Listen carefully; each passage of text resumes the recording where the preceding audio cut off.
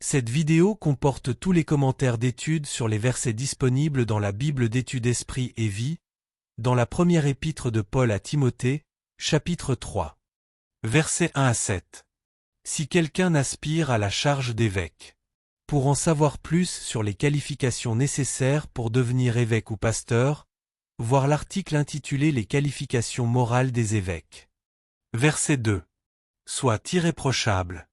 Le futur évêque doit être irréprochable, en grec anpilampto, qui signifie littéralement « qui ne peut être reproché ». Cela veut également dire qu'au regard des autres, il doit se comporter de façon irrépréhensible dans le domaine de sa vie conjugale, familiale, sociale et professionnelle. Aucun évêque ne doit être l'objet d'une accusation justifiée d'immoralité ou de faute retenue contre lui. Il doit plutôt avoir une réputation sans tache, que ce soit à l'intérieur ou à l'extérieur de l'Église, voir verset 7, note.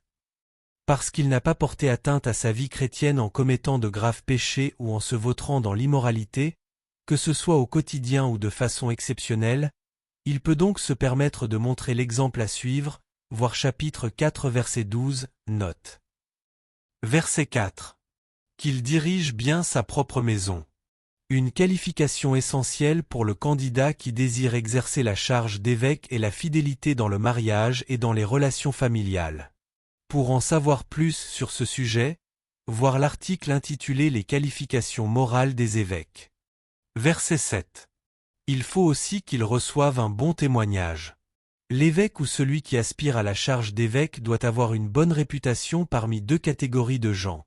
A. Ceux de l'intérieur, c'est-à-dire les membres de l'Église, versets 1 à 6, et B. Ceux de l'extérieur, c'est-à-dire les gens qui ne font pas partie de l'Église, verset 7. Il doit avoir la réputation passée et présente d'une vie droite en accord avec l'Évangile de Christ.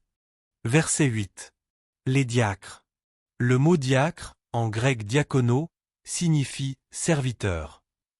Une de leurs fonctions dans l'Église du Nouveau Testament est suggérée dans Actes 6 versets 1 à 6.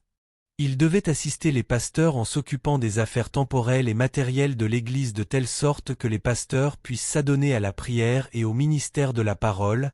Actes 6 verset 2. Les qualifications spirituelles des diacres sont essentiellement les mêmes que celles des pasteurs.